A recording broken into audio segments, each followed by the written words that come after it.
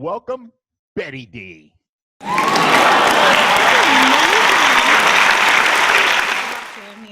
Well, I'll tell you what, let's go into the first question, which is going to be one I asked you the first time. But before I ask the question, you're from the Boogie Down.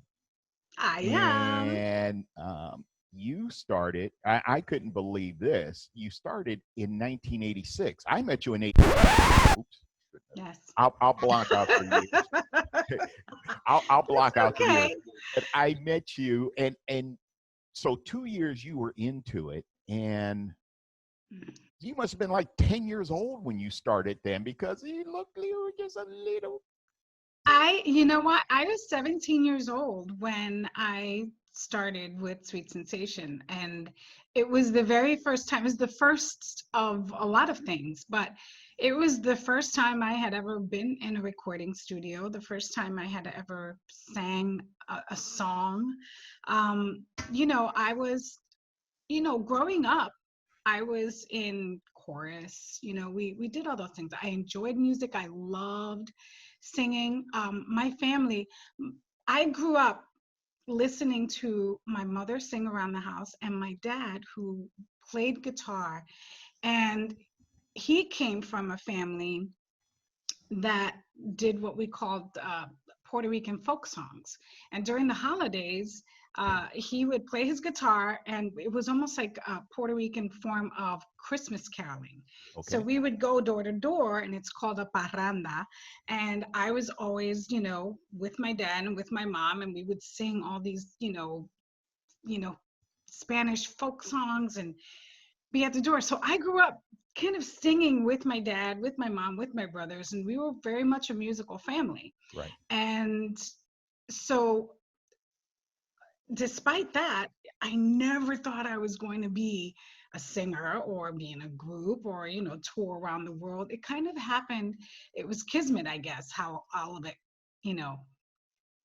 came about. Oh, yeah. No, like I said, it was, I haven't even asked the question yet. I know. I love this. We're just connecting. We're just connecting, Danny. Oh, of course. Well, here's the question, and this is for the 2 or 3 people who don't know how Sweet Sensation formed. So why don't you tell us how Sweet Sensation was formed?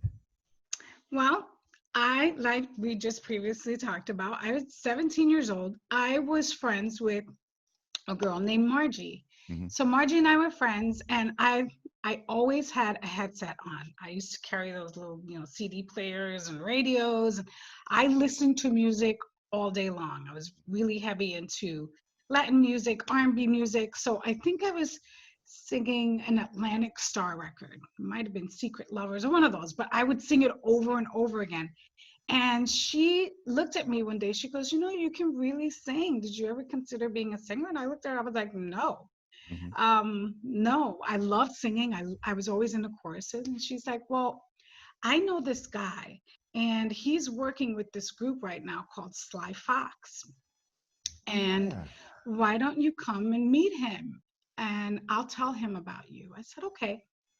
I went to her house, and I show up, and she introduces me to this gentleman named David Sanchez, and he walks in with this huge, remember we had those big boom boxes everybody carried around? He walks into her living room, puts the boom box down, sticks a cassette in. He goes, so I heard that you can sing. I'm sitting there like, oh, okay. I like to sing. So he's like, well, sing something that you've been singing lately, or a favorite song of yours. Now, I know that I sang a Stacy Lattisaw record. I don't know which one it was. It was some obscure song that I was singing at the time. And he recorded it, and then he leaves. So it's nice meeting you. He says, Margie calls me and says, the production company that David works for, they want to meet you.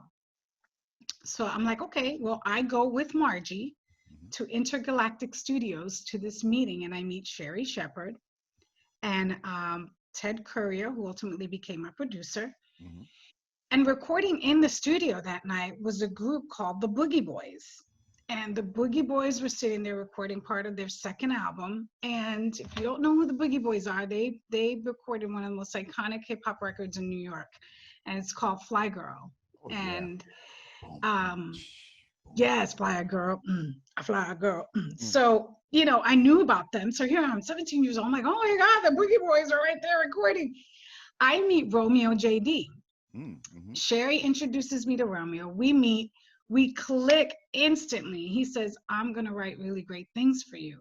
And now Romeo came from, you know, a hip hop background, Mm-hmm. and he had never delved into doing dance music or anything like that. Right. But we kind of just, we gelled, and he wrote Hooked on You, and I recorded the demo. And after recording that demo, we went into the studio to record it. Now, Hooked on You, a lot of people don't know this, was originally titled Could It Be?